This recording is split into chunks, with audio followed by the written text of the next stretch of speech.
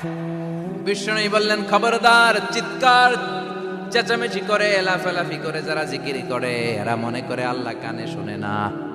কথা বলেন, আপনি গোপনেও আল্লাহর ডাকলে আপনার ডাকে সাড়া দিবে কে?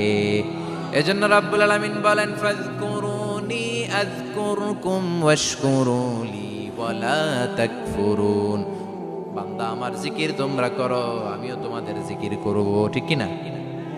আমরা যদি আল্লাহর জিকির করি, আমাদের জিকির করে কে? সুবহানাল্লাহ কইবেন না? আমরা আল্লাহর জিকির করে, আল্লাহ নাকি আমাদের জিকির করে, যেন তেন কথা এটা। আবার হাদিসে কুদসিতে আল্লাহ বললেন, ফাইন যাকারানি ফি নাফসি যাকারতুহু ফি নাফসি। আমার বান্দা যদি একা একা আমার জিকির করে, আমি আমার বান্দারে একা একা স্মরণ করি। ওয়া ইন যাকারানি ফি মালাইন যাকারতুহু ফি মালাইন খায়রিম মিনহু। এরকম মহা সম্মেলন করে যদি কেউ আমি আল্লাহর জিকির করে, আমি এর চেয়েও বড় মহা সম্মেলন ফেরেশতাদেরকে নিয়ে করে আমার বান্দারে স্মরণ করি। ওয়া ইন তাকাররাবা ইলাইয়া শিবরান তাকাররাবতু ইলাইহি যিরাআন। আমার বান্দা যদি আমার দিকে এক বিঘত আসতে চায়, আমি আমার বান্দার দিকে এক হাত এগিয়ে যাই। আমার বান্দা যদি আমার দিকে এক হাত আসতে চায়, আমি আমার বান্দার দিকে দুই হাত যাই। ওয়া ইন আতানি ইয়ামশি আতাইতুহু হারওয়ালা। আমার বান্দা যদি আমার দিকে হেঁটে হেঁটে আসতে চায়, আমি আমার বান্দার দিকে দৌড়ে দৌড়ে যাই। সুবহানাল্লাহ পড়ে। এজন্য বিষ্ণু বলেন, লা ইয়াজালু লিসানুকা রাতবাম মিন যিকরিল্লাহ। আল্লাহর জিকির দিয়ে জিহ্বাটারে ভিজিয়ে রাখবা। কার কথা? চিল্লায় বলেন, কার কথা? সবসময় আল্লাহর জিকির করতে রাজি আছেন তো?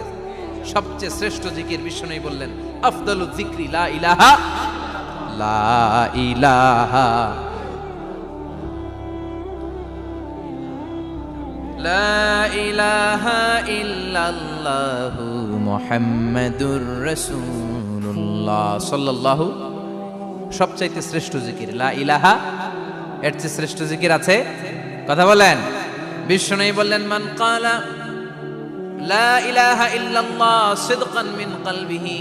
একনিষ্ঠতার সাথে অন্তর থেকে কেউ যদি জীবনে একবার বলে লা ইলাহা ইল্লাল্লাহ, দাখালাল জান্নাহ। তার যদি পাপ থাকে, অন্যায় থাকে, ওই পাপ আর অন্যায়ের শাস্তিগুলার পরে কোনো না কোনো দিন আমার ওই বান্দা জান্নাতে ঢুকবে। একবার যদি খালিসান মিন কলবিহি সে পড়ে লা ইলাহা ইল্লাল্লাহ, তার জন্য জান্নাতকে অবধারিত করে দিয়েছে কে? আবার এটার নাম আল্লাহ দিয়েছে কালিমায়ে। কথা বলেন। দরাবাল্লাহু মাসালান কালিমাতান তাইয়িবাতান কাশাজারাতিন তাইয়িবাতিন আসলুহা সাবিতুন ওয়া ফারউহা ফিস সামা। সুবহানাল্লাহ।